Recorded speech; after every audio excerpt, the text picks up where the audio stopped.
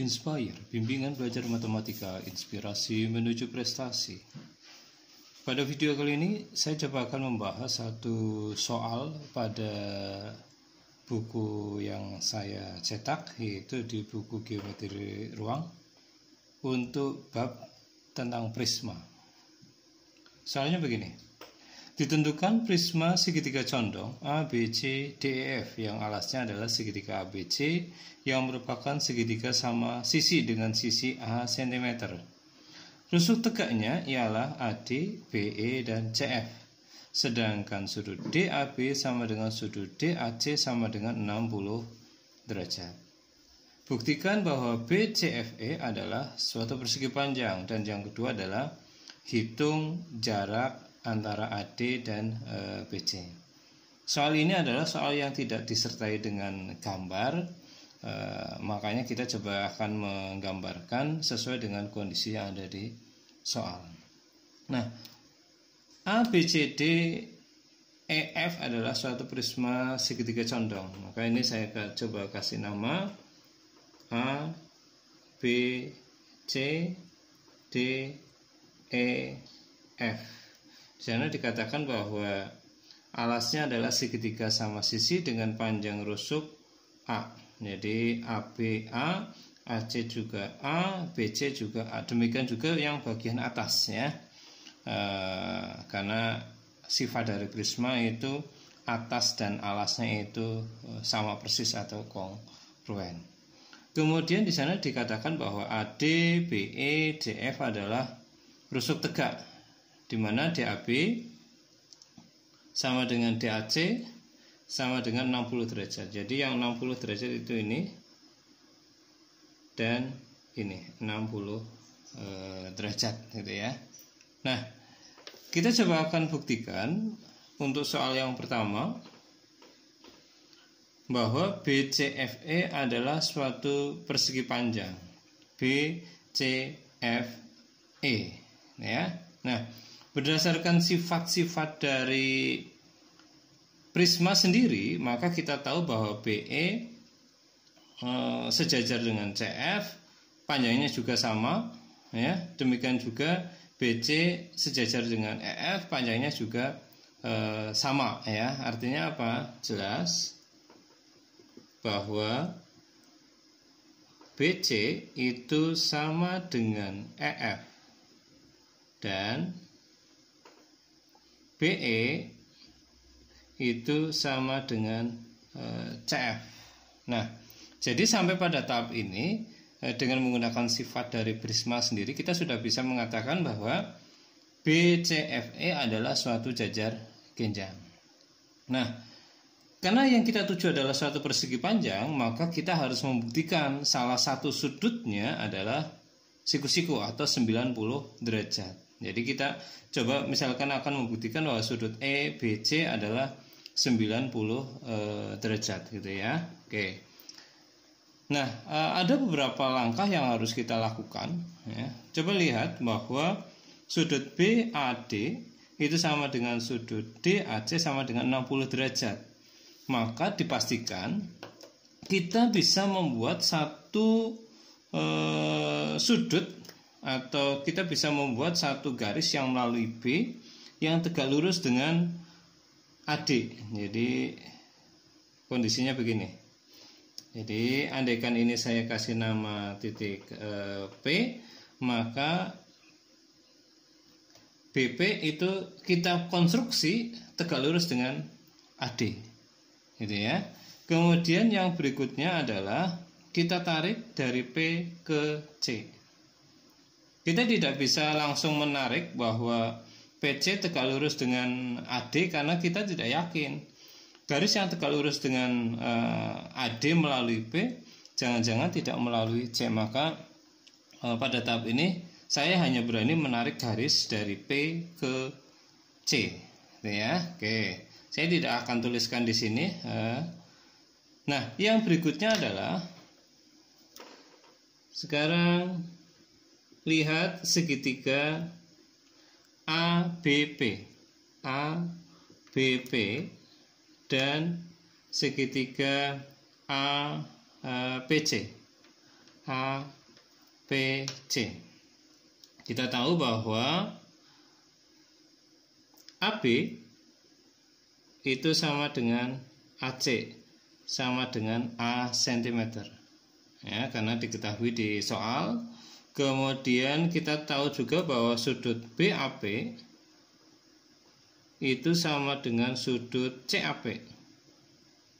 Itu besarnya sama dengan 60 derajat. Dan yang berikutnya adalah kita tahu bahwa AP itu sama dengan AP pada dua segitiga ini.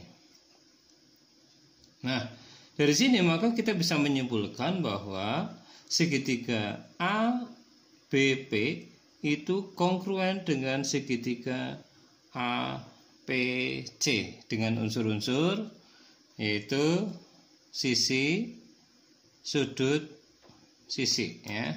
Jadi dua sisi mengapit satu sudut yang diketahui. Nah, akibatnya apa? Akibatnya ada dua, berkaitan dengan sudut dan berkaitan dengan sisi, ya. Kalau berkaitan dengan sudut berarti kita katakan bahwa sudut-sudut yang bersesuaian itu sama besar, sedangkan ketika berkaitan dengan sisi, sisi-sisi yang bersesuaian adalah sama panjang. Nah, itu akan kita pakai semuanya. Dari sini maka kita dapatkan bahwa BP itu sama dengan PC. Dan yang berkaitan dengan sudut yang akan kita manfaatkan bahwa sudut APB itu sama dengan sudut APC, sama dengan 90 derajat. Nah, dari sini kita bisa mengetahui ternyata bahwa sudut APC sama dengan 90 derajat. Oke, kita simpan itu, informasi itu. Yang berikutnya adalah sekarang kita ketahui bahwa AD didapat bahwa AD itu tegak lurus dengan BP. Nah, yang berikutnya adalah AD itu tegak lurus dengan PC. Oke. Kemudian kita bisa melihat bahwa BP itu berpotongan dengan PC. Maka berdasarkan teorema, maka kita bisa mengatakan bahwa AD itu tegak lurus dengan bidang BPC. Nah, bidang BPC. Oke, yang berikutnya adalah, ini saya tuliskan di bawahnya, AD itu sejajar dengan BE. AD padahal dia tegak lurus dengan BPC. Maka kita bisa mengatakan bahwa BE itu tegak lurus dengan BPC. Oke. Saya split. Nah, karena BE itu tegak lurus dengan BPC, maka berdasarkan teorema juga kita bisa mengatakan bahwa BE tegak lurus dengan semua garis yang terletak pada BPC. Salah satunya siapa? Yaitu BC. Nah, yang terakhir kesimpulannya adalah karena BCFE adalah jajar genjang dan sudut EBC sama dengan 90 derajat, maka kita bisa menyimpulkan bahwa BCFE adalah suatu persegi panjang. Jadi untuk soal yang pertama bahwa BCFE adalah suatu persegi panjang, ini sudah kita dapatkan. Nah, sekarang kita coba akan masuk soal yang kedua. Kita akan menghitung jarak antara AD dan BC, ya. Saya akan memanfaatkan gambar yang sama. karena kita tinggal melengkapi gitu ya. Oke. Nah, sekarang ketika kita lihat bahwa AD dan BC adalah dua buah garis yang bersilangan ya. AD dan BC adalah dua garis bersilangan. Oke, ingat prosedur bagaimana kita menentukan jarak antara dua buah garis yang bersilangan pada bab sebelumnya ya, yaitu kita coba membuat garis yang sejajar dengan AD tapi berpotongan dengan BC, yaitu BE katakanlah ya. Maka kita bisa di sini melihat bahwa AD itu sejajar dengan bidang BCFE ya. Jadi kita sampai di sini sudah bisa mengatakan bahwa AD itu sejajar dengan BCFE. Oke. Nah, kalau sudah, maka ambil sembarang titik yang terletak pada AD ya. Ambil P yang terletak pada AD. Kemudian buat garis yang melalui P tegak lurus dengan bidangnya. Tegak lurus dengan bidang BCFE. Nah, sekarang karena kita melihat bahwa BPC adalah suatu segitiga sama kaki, ya itu, ya.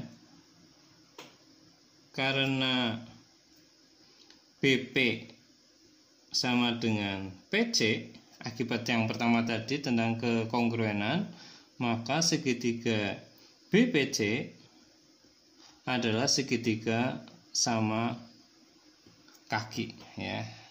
Kalau dia segitiga sama kaki, maka otomatis ketika kita membuat garis baginya, maka dia itu juga merupakan garis tinggi ya. Ingat teorema di geometri dasar, maka kita coba buat garis tingginya ya, yang juga merupakan garis beratnya ya. Oke. Jadi itu yang menjamin ya, bahwa andaikan ini saya sebut sebagai Q, maka PQ itu tegak lurus dengan BC ya. Oke. Nah, dari sini maka kita bisa mengatakan bahwa PQ itu tegak lurus dengan ini ya, BCFE ya. PQ sudah tegak lurus dengan BCFE. Oke. Nah, kemudian dengan demikian kita bisa mengatakan bahwa jarak antara AD dan BCFE adalah PQ ya. Nah, sekarang tinggal kita hitung berapa panjang dari PQ-nya. Oke. Ya. Nah, sekarang coba kita lihat segitiga ABP, ABP, siku-siku di P,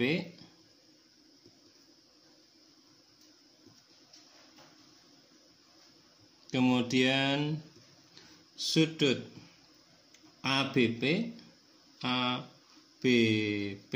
itu 30 derajat, karena ini 60 derajat ya. Maka jika AB-nya itu sama dengan A, jelas bahwa BP itu pastilah sama dengan setengah A akar 3. Oke ya, jadi BP sama dengan PC sama dengan setengah akar 3. Nah, sekarang yang berikutnya adalah lihat segitiga BPC. BPC gitu ya. Dia adalah segitiga sama kaki, kemudian BQ itu sama dengan setengah A, kemudian BP-nya itu sama dengan setengah akar 3, maka berlaku teorema Pitagoras ya, bahwa PQ kuadrat itu akan sama dengan BP kuadrat dikurangi dengan BQ kuadrat, atau dia akan sama dengan setengah A akar 3 kuadrat dikurangi dengan setengah A kuadrat, atau ini akan sama dengan 3/4 A kuadrat dikurangi dengan 1/4 A kuadrat, atau sama dengan 2/4 A kuadrat. Ini nilai PQ kuadratnya. Dengan demikian maka PQ-nya itu sama dengan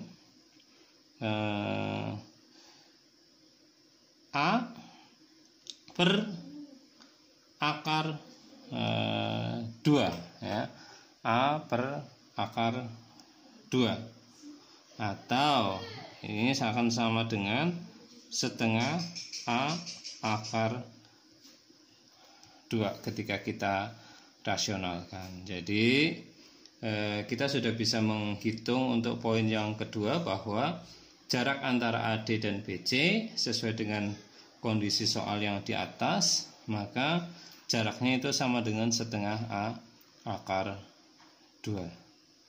Jadi itu saja yang bisa saya sampaikan untuk soal nomor 1 ya, soal nomor 1. Silakan dipahami, dicermati. Sampai ketemu di pembahasan soal yang berikutnya. Terima kasih.